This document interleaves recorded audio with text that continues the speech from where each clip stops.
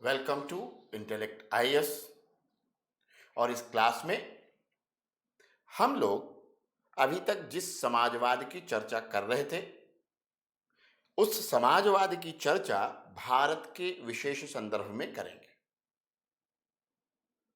और यहां हम प्रश्न पूछेंगे कि क्या भारत में समाजवाद है, और यदि समाजवाद है तो वह किस रूप में है। तो इसीलिए यहां हमने हेडिंग दी है कि भारत में समाजवाद की वास्तविक स्थिति। अब प्रश्न यह उठता है कि उद्देशिका के विशेष संदर्भ में जो हम लोग पढ़ने जा रहे हैं, तो आपने प्रीलिम्स की क्लासेस या शुरू में जो प्रीलिम्स स्पेशल क्लास आपको मिली है उसमें आपने उद्देशिका के संदर्भ में बहुत सारी चीजें जान रखी हैं। और आपको यह भी पता है कि प्रियम्बल यानी कि उद्देशिका आपको कौन सा लाभ देती है। तो प्रियम्बल आपको फायदा किस बात का देता है? तो प्रियम्बल से आपको संविधान के दर्शन का पता चलता है कि भारत में किस प्रकार जो है का दर्शन संविधान निर्माण के पीछे और फिर संविधान को ऑपरेशनल लाने के करने में भी जो है इस प्रकार का दर्शन आपको मिलता है। फिलॉसफी ऑफ द कॉन्स्टिट्यूशन मिलती है। और ये सारी चीजें प्रीलिम्स की क्लास में हम लोग चर्चा कर चुके हैं, इसलिए अब उन पर हम दोबारा चर्चा नहीं करके केवल मुख्य परीक्षा में जो प्रश्न बनेंगे हर टॉपिक से उस पर बात करेंगे। तो यहां अगर आप देखें तो उस संदर्भ में जब हम बात करते हैं समाजवाद की, तो समाजवाद की जो संकल्पना भारत के संविधान में थी और है और रहेगी, वह कैसी है? तो आप अपने प्रश्न का उत्तर लिखते हुए बताते हैं कि किस संशोधन द्वारा भारतीय संविधान के उद्देशिका में संविधान संशोधन 42वें संविधान संशोधन अधिनियम 1976 द्वारा समाजवादी शब्द जोड़ा गया। तथापि यह शब्द नहीं भी जोड़ा गया होता तो भी भारत में संविधान निर्माताओं ने तथा नीति निर्माताओं ने सोशलिस्टिक पैटर्न ऑफ सोसाइटी की संकल्पना की थी और उसी दिशा में अग्रसर भी हो रहे थे।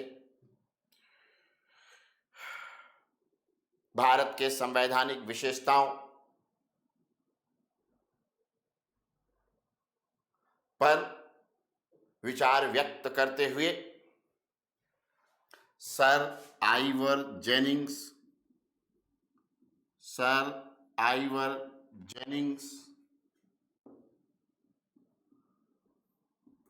ने भारत में समाजवाद की वास्तविक स्थिति पर भी टिप्पणी की। उन्होंने कहा कि भारत के संविधान में ज्यादातर जो भी प्रावधान किए गए हैं,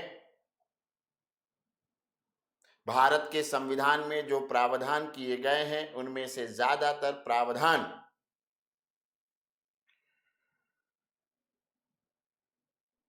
फेवियन सोशलिज्म, फेवियन समाजवाद जैसे हैं, जो बिना समाजवाद का समाजवाद होता है।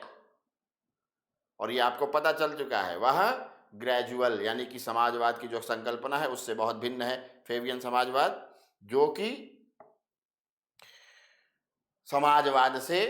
समाजवाद के बगैर समाजवाद है। भारतीय संविधान के प्रावधानों के अनुसार जेनिंग्स आगे बोलते हैं, फिर कहते हैं कि केवल उत्पादन एवं वितरण के साधनों का राष्ट्रीयकरण नहीं है। भारत में किसका राष्ट्रीयकरण नहीं है? उत्पादन एवं वितरण के साधनों का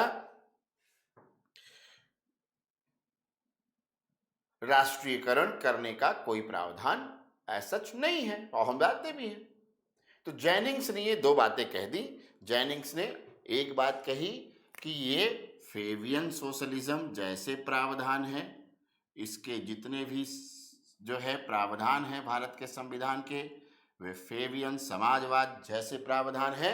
और साथ ही साथ एक और बात कही कि विदाउट सोशलिज्म, फेवियन समाजवाद बिना समाजवाद का, ये ध्यान रखेंगे। और यह बात आप जब अपने उत्तर में लिखेंगे तो आपका उत्तर बहुत बेहतर होगा। और आपको यह बात ऑलरेडी स्पष्ट हो चुकी है कि फेवियन समाजवाद समाजवाद वाला समाजवाद तो नहीं है, ये आपको पहले से क्लियर हो चुका है।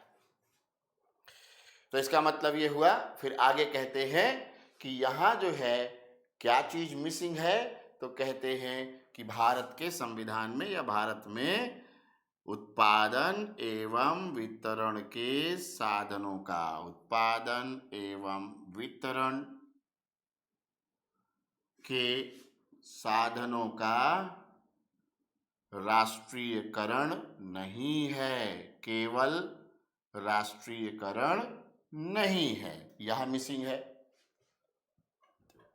और हम जानते हैं कि कैसा है हमारे यहाँ। तो इसके आगे बढ़ेंगे अपने उत्तर में और आप बताएंगे कि भारत में मिश्रित, आप दोबारा से मैं आपको बता रहा हूं कि भारत में, चूंकि उत्तर आपको लिखना है भारत में समाजवाद, ठीक है, तो भारत में मिश्रित अर्थव्यवस्था अपनाई गई। मिश्रित अर्थव्यवस्था अपनाई गई जिसके अंतर्गत सार्वजनिक एवं निजी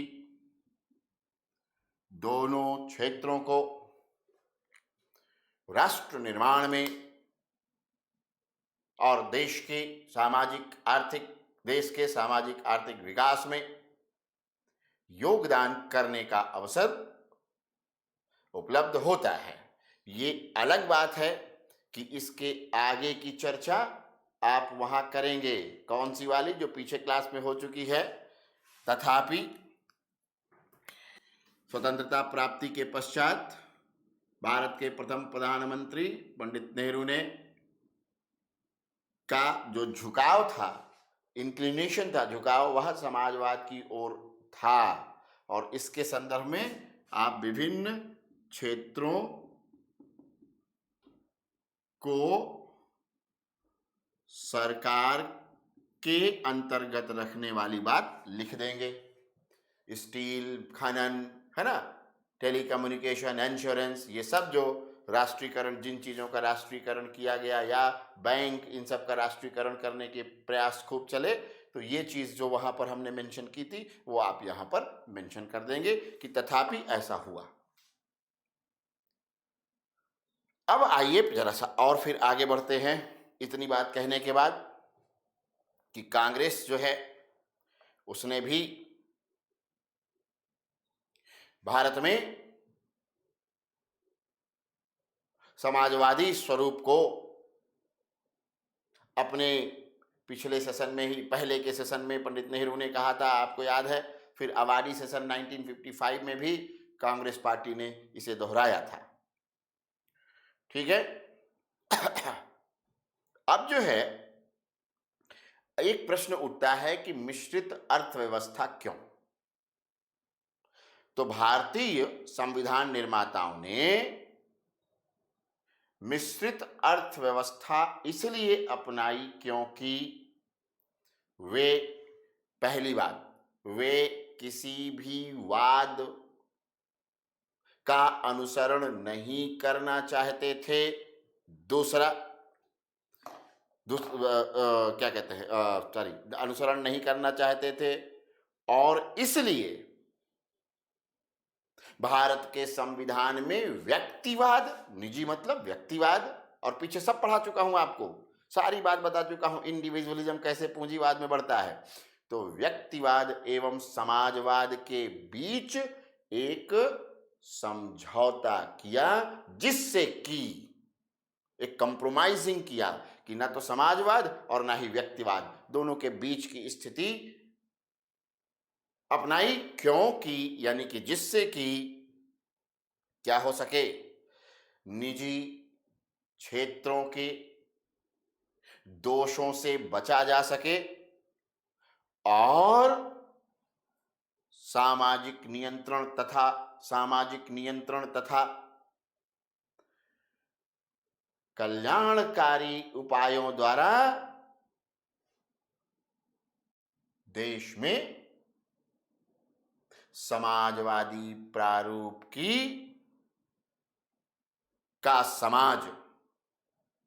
समाजवादी प्रारूप का समाज स्थापित किया जा सके। ठीक है, तो क्या हुआ, इस मिश्रित अर्थव्यवस्था को अपनाने का दो फायदा हुआ। एक तो ये हुआ कि हम बच गए निजी क्षेत्र के यानी कि व्यक्तिवाद के दोषों या नुकसानों से, हम बचे। ठीक, कि केवल प्राइवेट रहेगा तो इसके दोष जो है वह इसका जो दुष्प्रभाव है, दोष अथवा दुष्प्रभाव, वह समाज पर पड़ेगा। और दूसरा, इन दोनों के बीच की स्थिति जो मिश्रित अर्थव्यवस्था की अपना लिए, तो इससे क्या फायदा हुआ, इससे जो है सामाजिक नियंत्रण द्वारा हितों यानी कि सामाजिक हितों का संरक्षण भी किया जा सका और वेलफेयर उपाय, कल्याणकारी उपाय भी अपनाए जा सके। और इस प्रकार जो है क्या हो सकता है, सोशलिस्टिक पैटर्न ऑफ सोसाइटी। तो परिणामतः क्या मिल रहा है, समाजवादी प्रारूप के समाज की स्थापना। इसका मतलब क्या हुआ कि भारत के संविधान में इस प्रकार स्पष्ट है कि भारत के संविधान में समाजवाद के बजाय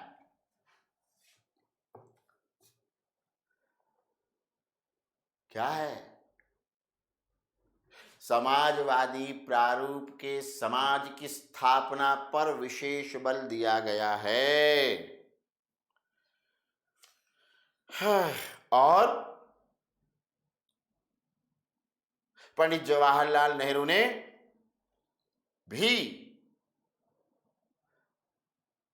समाजवाद को उद्देश्य ना बताते हुए देश में समाजवादी प्रारूप के समाज की स्थापना को अपना उद्देश्य बताया था। ठीक है, ये ध्यान रखना है आपको।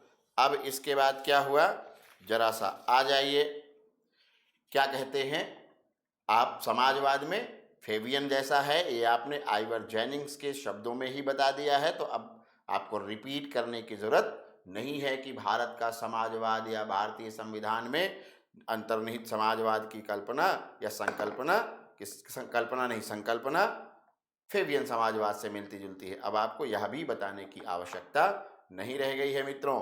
अब आपको बताना क्या है, समाजवाद की वर्तमान स्थिति। ठीक, तो अब जरा देखिए कि हम लोग चलते हैं समाजवाद की वर्तमान अथवा वास्तविक स्थिति में। तो क्या हुआ, LPG उदारीकरण, निजीकरण एवं वैश्वीकरण से क्या हुआ, उदारीकरण, निजीकरण एवं वैश्वीकरण अपनाए जाने के पश्चात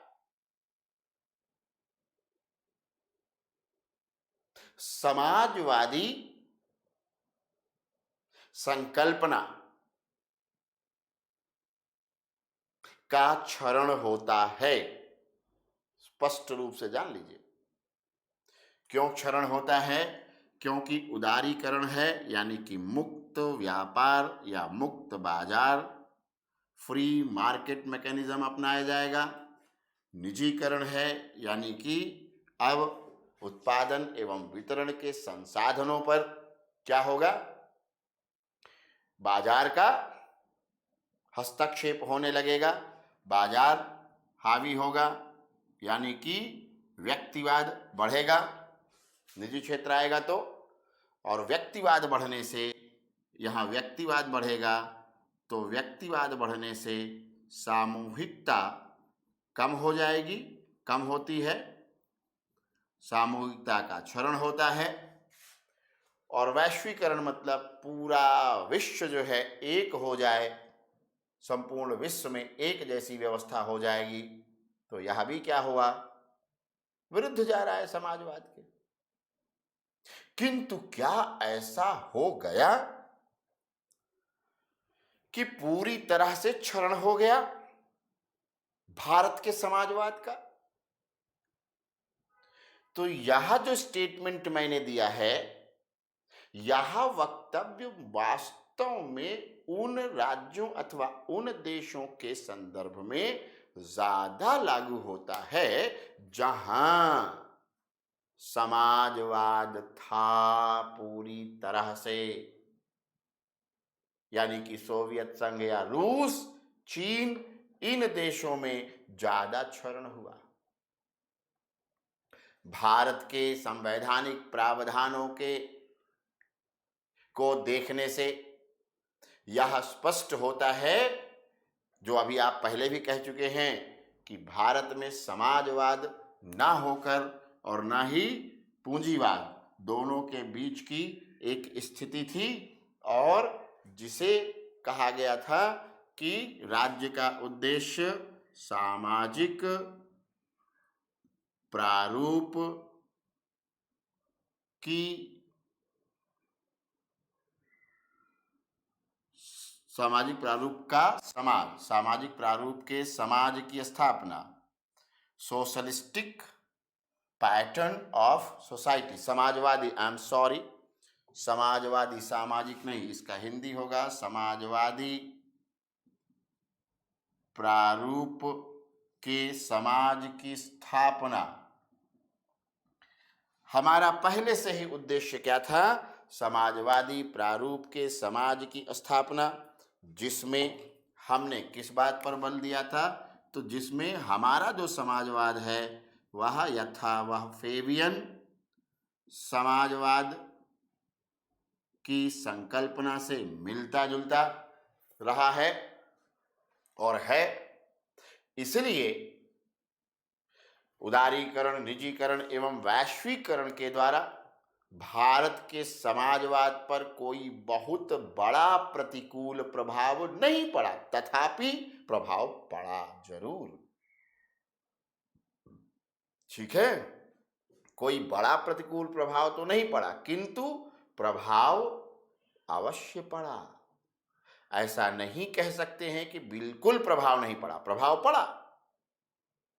ठीक है, अभी उसकी चर्चा हम लोग करेंगे। अब देखिए, इस संदर्भ में हम लोग जरा उच्चतम न्यायालय की ओर चलते हैं। तो भारत में समाजवाद के संदर्भ में न्यायालय ने क्या कहा, तो उसकी तरफ चलते हैं। जब भी कभी समाजवाद के संदर्भ में कोई केस, कोई मुकदमा, कोई याचिका न्यायालय पहुंची, तो न्यायालय ने विभिन्न मामलों में यह स्पष्ट किया है कि भारत में समाजवाद संविधान में अंतर्निहित दर्शन है अथवा अंतर्निहित संकल्पना है। माननीय उच्चतम न्यायालय ने समाजवाद पर टिप्पणी करते हुए कहा कि समाजवाद का प्रमुख उद्देश्य आय की असमानता तथा मानव जीवन यापन के मानकों में व्याप्त असमानता का उन्मूलन करना है और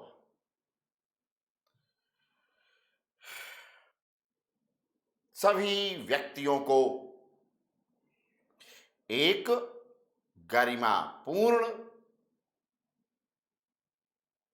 जीवन उपलब्ध कराना है। तो सुप्रीम कोर्ट ने इसका उद्देश्य बता दिया कि भारत में समाजवाद का उद्देश्य, ध्यान से समझिएगा, ये भारत की ही बात हम लोग कर रहे हैं।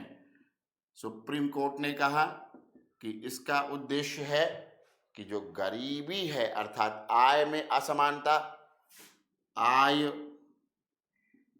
में असमानता, फिर जीवन यापन के जो स्टैंडर्ड हैं, जो मानक हैं, उनमें जो असमानता है उसको दूर करना, जीवन यापन के मानकों में असमानता, इन दोनों को दूर करना है, तथा जो भी व्यक्ति समाज में है अर्थात सभी व्यक्तियों के लिए क्या करना, एक गरिमापूर्ण जीवन जीने का अवसर देना, गरिमापूर्ण जीवन बिताने का वातावरण उपलब्ध कराना, अवसर उपलब्ध कराना, जो भी कह दीजिए, ये उद्देश्य है। फिर आगे कहते हैं, और इसी से और स्पष्ट होता है कि हमारे यहां समाजवाद नहीं है। फिर सुप्रीम कोर्ट कहता है कि लोकतांत्रिक समाजवाद के उद्देश्यों में, ध्यान से लिखते चलिएगा, उच्चतम न्यायालय पुनः कहता है कि लोकतांत्रिक समाजवाद, यह शब्द अंडरलाइन कर लेना है, डेमोक्रेटिक सोशलिज्म, लोकतांत्रिक समाजवाद, गरीबी उन्मूलन, कॉमा, आय में असमानता, बीमारी, आय में असमानता तथा बीमारी अथवा बीमारियों कर दीजिए, बीमारियों के उन्मूलन का उद्देश्य रखता है, तथा समस्त कामगारों को, वर्किंग पीपल को एक गरिमापूर्ण जीवन यापन का मानदंड उपलब्ध कराता है।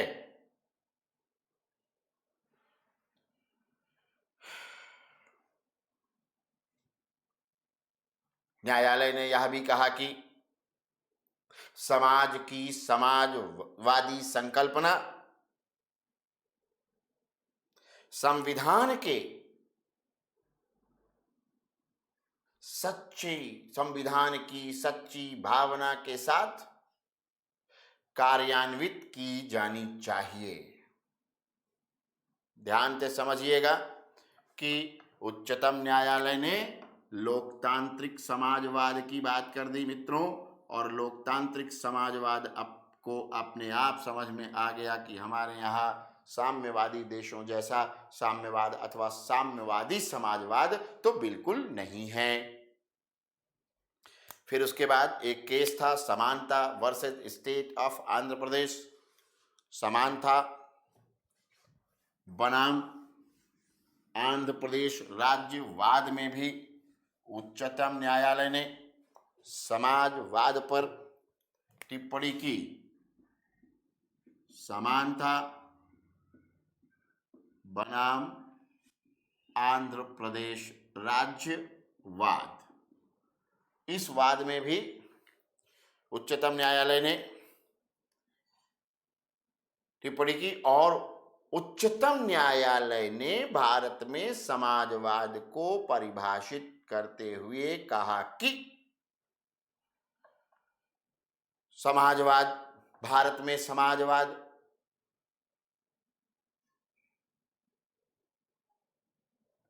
विधि का विधि के शासन के माध्यम से एक समता मूलक सामाजिक व्यवस्था की स्थापना करने से है। ध्यान दीजिए, सुप्रीम कोर्ट ने भारत के समाजवाद को यहां डिफाइन किया और डिफाइन करते हुए कहा कि कैसे सोशल ऑर्डर, तो भैया किसके माध्यम से? पहली बात तो यह है कि विधि का शासन की संकल्पना जो है इसके माध्यम से, विधि का शासन के माध्यम से क्या स्थापित करना है?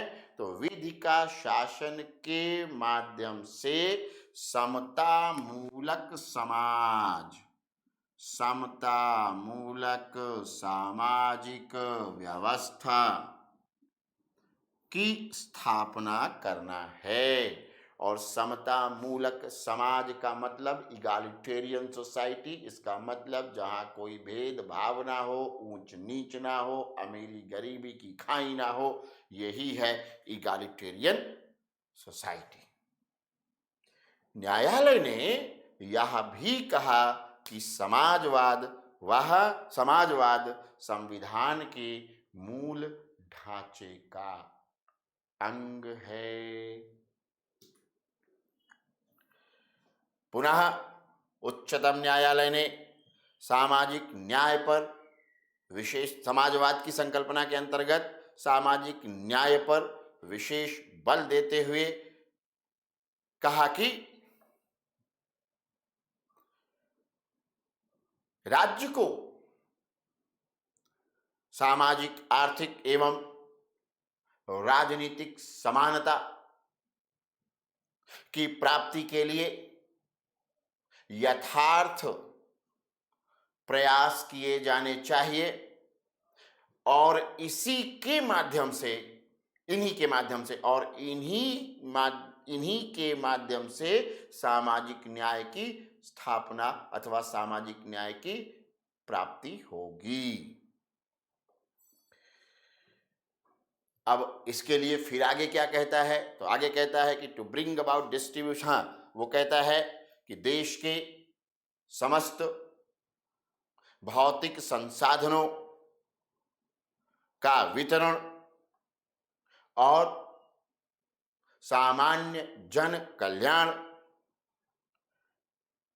को बढ़ावा देते हुए वितरणकारी न्याय की प्राप्ति करना भी भारत की समाजवाद की संकल्पना में निहित है। तो अब यहां देखें तो सुप्रीम कोर्ट ने इसको समानता केस में इसको एक्सप्लेन करते हुए या डिफाइन, परिभाषित करते हुए यह कह दिया कि भारत का जो समाजवाद है उसका लक्ष्य है सामाजिक न्याय की प्राप्ति, और सामाजिक न्याय की प्राप्ति के लिए बहुत ही यथार्थ रूप में सामाजिक, राजनीतिक एवं आर्थिक आर्थिक न्याय सुनिश्चित करना होगा। और इसके माध्यम से जब डिस्ट्रीब्यूटिव जस्टिस यानी वितरणकारी न्याय होगा तभी तभी सामाजिक न्याय की स्थापना होगी। दूसरे शब्दों में उच्चतम न्यायालय ने यह स्पष्ट रूप से कहा कि वितरणकारी न्याय के माध्यम से ही सामाजिक न्याय की स्थापना अथवा प्राप्ति की जा सकेगी, जो कि भारतीय समाजवाद की विशेषता है, यह ध्यान रखना है। अब इसके बाद अगर हम भारत के संविधान में देखें तो समाजवाद से जुड़े हुए अनेक जो है प्रावधान हैं। कुछ प्रावधान फंडामेंटल राइट्स में हैं, जहां सभी को एक प्रकार की स्वतंत्रता दी जाती है। विधि का शासन की व्यवस्था अनुच्छेद 14 के अंतर्गत की जाती है। तो वहीं 16 में अवसरों की समानता है, तो 17 में अस्पृश्यता का अंत है, 18 में उपाधियों का अंत है। तो ये क्या कर रहा है, सबको एक समान देखने और एक समान सभी के साथ व्यवहार करने की बातें करता है। तो अनुच्छेद मतलब जो समानता के अधिकार हैं वो सारे के सारे समानता के अधिकार क्या करते हैं, समानता के अधिकार इस ओर हमें ले जाते हैं।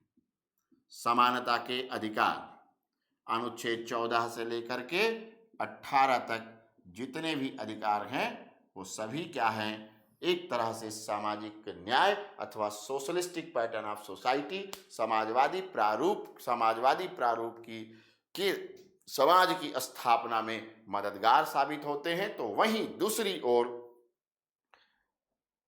राज्य के नीति निर्देशक तत्वों में भी ऐसे अनेक प्रावधान हैं जो समाजवादी प्रारूप के समाज और सामाजिक न्याय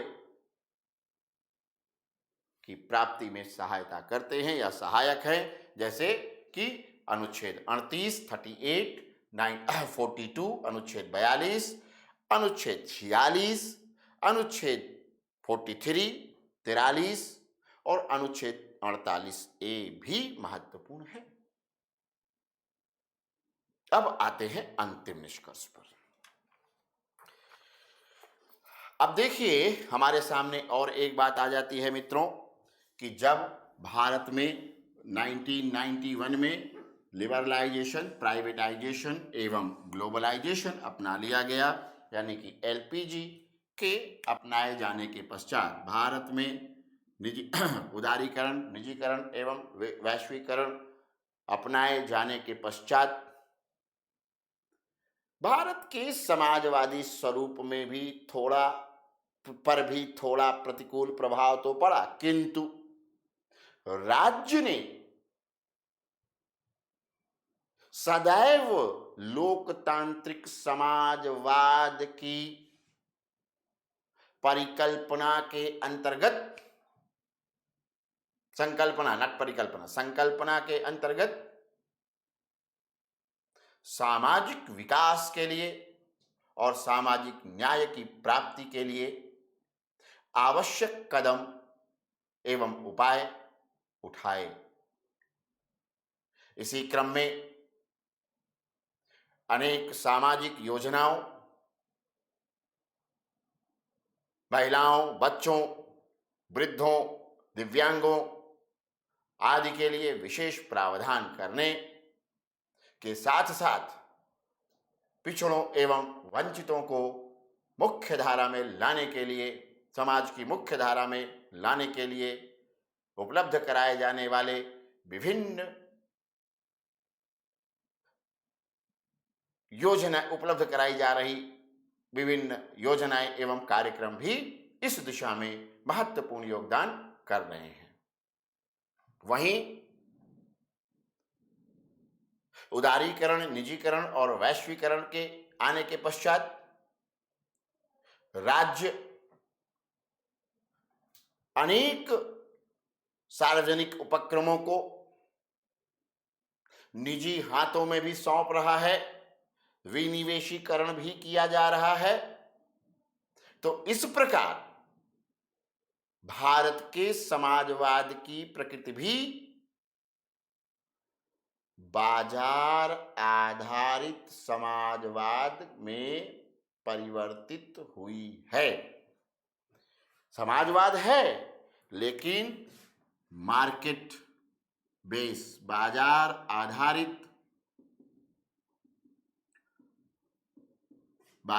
आधारित समाजवाद में बदली नहीं कि हाँ ठीक है, बाजार आधारित समाजवाद, भारत के समाजवाद की प्रकृति भी बाजार आधारित समाजवाद की ओर अधिक झुकी है। पहले किधर झुकी थी? समाजवाद की ओर, पंडित नेहरू और इंदिरा गांधी के जमाने में, और फिर एलपीजी के पश्चात किधर घूम गई? बाजार आधारित समाजवाद, दूसरे शब्दों में लोकतांत्रिक समाजवाद की ओर अधिक झुक गया है। उच्चतम न्यायालय ने भी इस संदर्भ में टिप्पणी करते हुए कहा था कि भारत